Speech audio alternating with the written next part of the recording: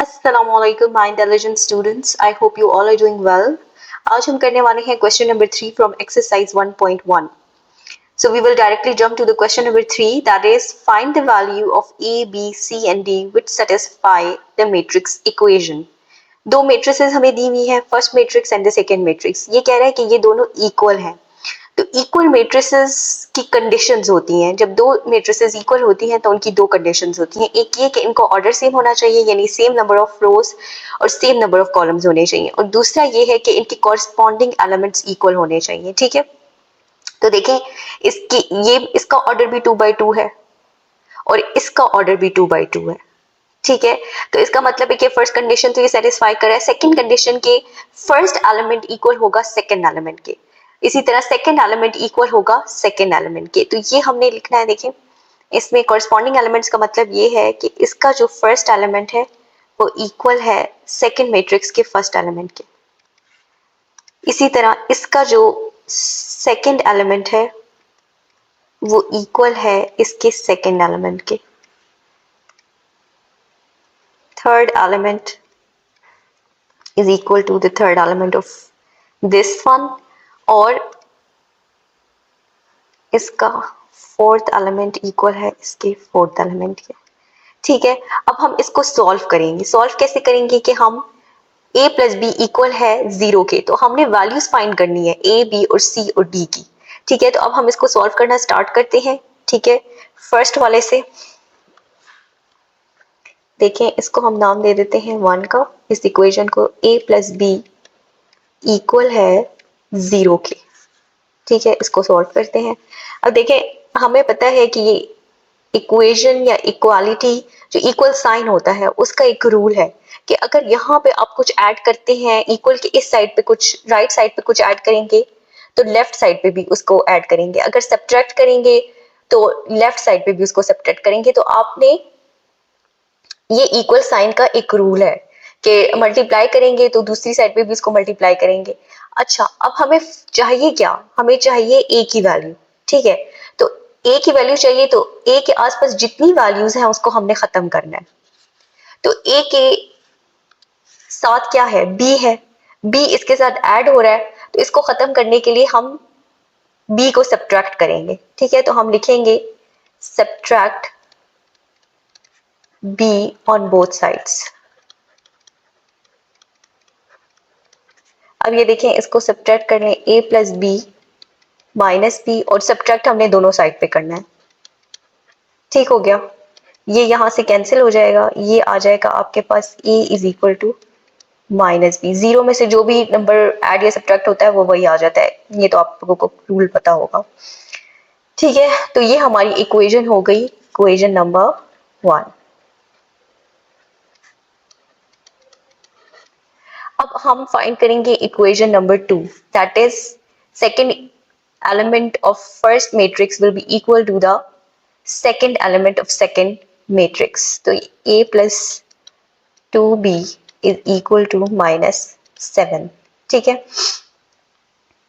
अब इसको हमने क्या करना है? हमने a की वैल्यू तो फाइंड कर ली है. अब हमने क्या करना है? हमने b की वैल्यू फाइंड करनी है. तो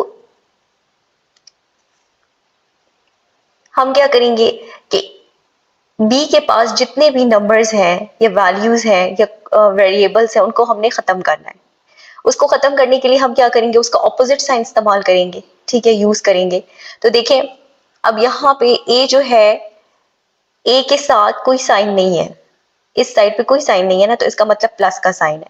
तो हम इसको माइनस करेंगे इक्वेशन के दोनों साइड पे. पहले हम a को खत्म करेंगे, फिर b के साथ 2 है तो इसको भी हमने खत्म करना है. तो हम क्या लिखेंगे? Subtract a on both sides. तो ये हो जाएगा a minus a plus 2b is equal to -7 minus a. ये यहाँ से कैंसिल हो जाएगा, तो हमारे पास क्या आ जाएगा? 2b is equal to minus को हम कॉमन निकालेंगे और यहाँ पे आ जाएगा minus minus plus minus minus plus. जब कॉमन निकालेंगे तो ये दोनों प्लस हो जाएंगे. अब इस 2 को हमने खत्म करना है. ठीक है, देखिए 2 जो है ना, ये 2 टू और बी के दरमियान कोई साइन नहीं है, तो इसका मतलब है कि ये मल्टीप्लाई हो रहे हैं। तो इसको खत्म करने के लिए हम डिवाइड करेंगे, ठीक है।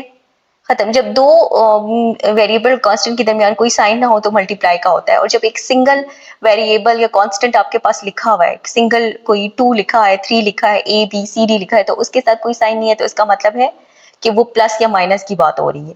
और जब बीच में दो नंबरों के बीच में कोई साइन नहीं है, दो कांस्टेंट और वेरिएबल के बीच में कोई साइन नहीं है, तो इसका मतलब है कि मल्टीप्लाई है, ठीक है। तो हम इसको दोनों साइड्स पे डिवाइड कर देंगे, तो डिवाइड 2 ऑन बोथ साइड्स, तो ये हो जाएगा 2b by 2 is equal to minus 7 plus a divided by 2। ये यहाँ से कैंसिल हो जाएगा, तो आ जाएगा b is equal to minus 7 plus a। इसको हम क्या नाम देंगे, इसको हम नाम देंगे इक्वेशन नंबर 2 का।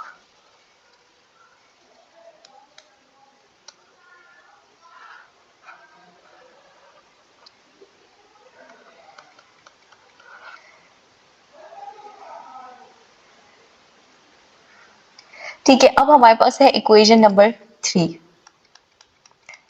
इक्वेशन नंबर यानी थर्ड एलिमेंट इक्वल है सेकंड मैट्रिक्स के थर्ड एलिमेंट के, तो ये क्या है, c minus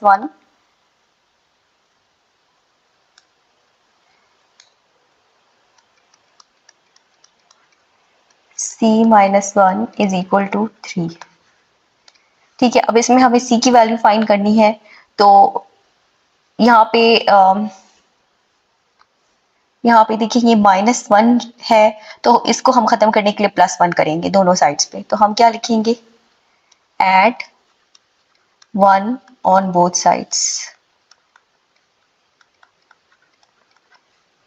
c minus 1 plus 1 is equal to 3 plus 1। यहाँ से ये 1 कैंसिल हो जाएगा, तो हमारे पास आ जाएगा 3 प्लस 1 क्या हो जाएगा, 4। तो c की वैल्यू हमारे पास क्या आ गई, 4, और इसको हम नाम दे देंगे इक्वेशन नंबर 3 का। ठीक है, अब फोर्थ वैल्यू क्या है हमारे पास,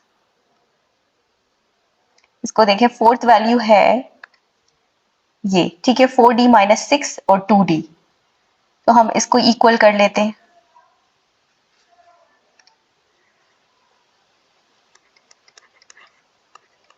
four D minus 6 is equal to 2d। ठीक है, अब देखें इसको कैसे सॉल्व करेंगे। इस डी के पास जितनी भी नंबर्स हैं या वैल्यूज हैं उनको हमने खत्म करना है। तो डी के पास क्या है, एक 6 है और एक 4 है। ये 6 माइनस है, तो हम इसको प्लस करेंगे दोनों साइड्स पे इसको खत्म करने के लिए, और 4 को हम क्या करेंगे, डिवाइड करेंगे, क्योंकि ये 4 मल्टीप्लाई हो रहा है इसके साथ। तो हम लिखते हैं, देखें, एट 6 ऑन बोथ साइड्स। ठीक है, तो ये हो जाएगा 4d minus 6 plus 6 is equal to 2d plus 6। ठीक हो गया, यहाँ से ये कैंसिल हो जाएंगे, ये आ जाएगा 4d is equal to 2d plus 6। अब हमने क्या करना है, हमने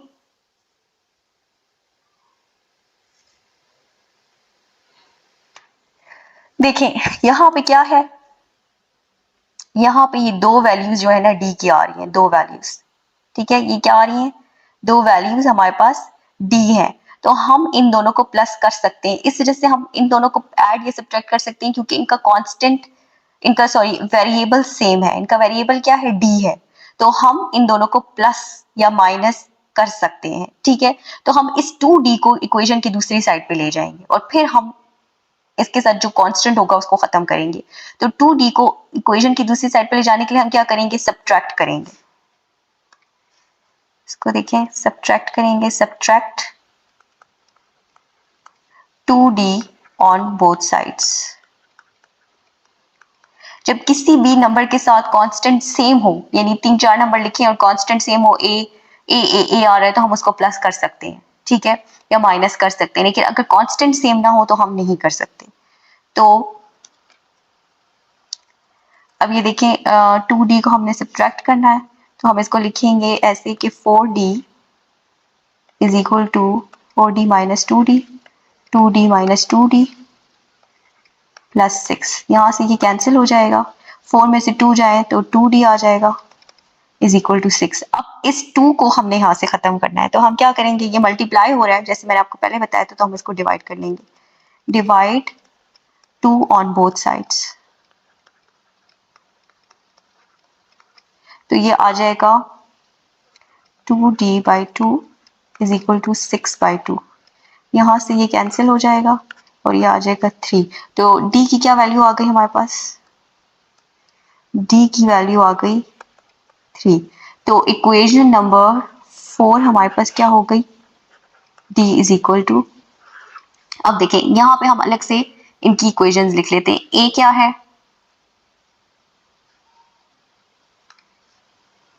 a is equal to -c, ठीक है। b क्या है, b is equal to -7 plus a divided by 2, ठीक है।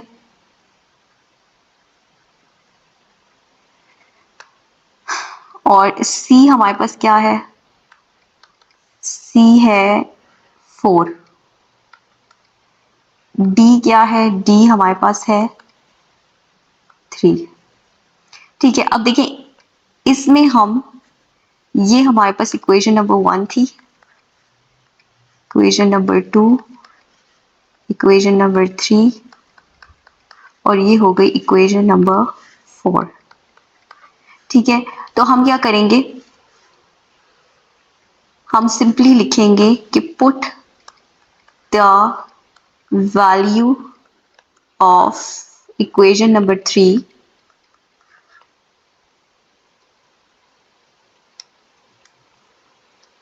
Equation number 3 in equation number 1। c की वैल्यू क्या है हमारे पास, यहाँ पे देखें c की वैल्यू हमारे पास 4 है, ठीक है। इस 4 को हम पुट कर देंगे इसके अंदर, तो हमें a की वैल्यू मिल जाएगी, ठीक है। तो हमारे पास आ जाएगा a इज इक्वल टू -4। ये हमारी आ गई एक और इक्वेशन, ठीक है। इसको हम नाम दे देंगे इक्वेशन नंबर 5 का, ठीक है। अब देखें यहाँ पे हमारे पास कौन सी, b में हमारे पास कौन सी वैल्यू मिसिंग है, a की वैल्यू मिसिंग है, जो कि अब हमें मिल गई है -4। तो हम इक्वेशन नंबर 5 को पुट करेंगे इक्वेशन नंबर 2 में।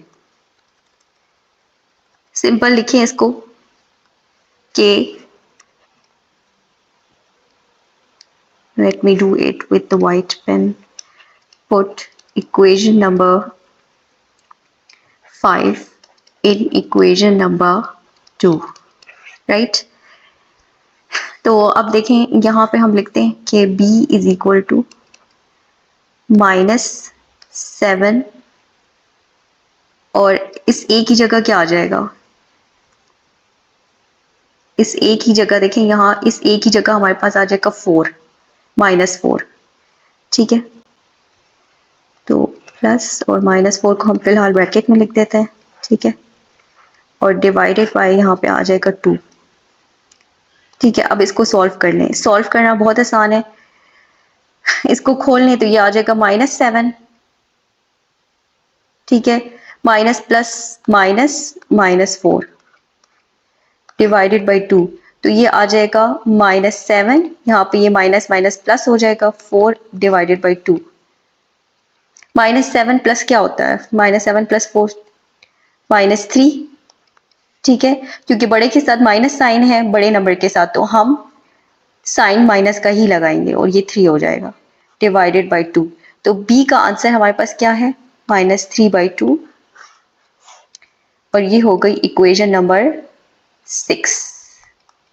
तो हमें सबकी वैल्यूज मिल गई, ठीक है। a की वैल्यू हमें -4, b की वैल्यू -3/2, c की वैल्यू 4 और d की वैल्यू भी 3 मिल गई, और ये हमारा क्वेश्चन सॉल्व हो गया।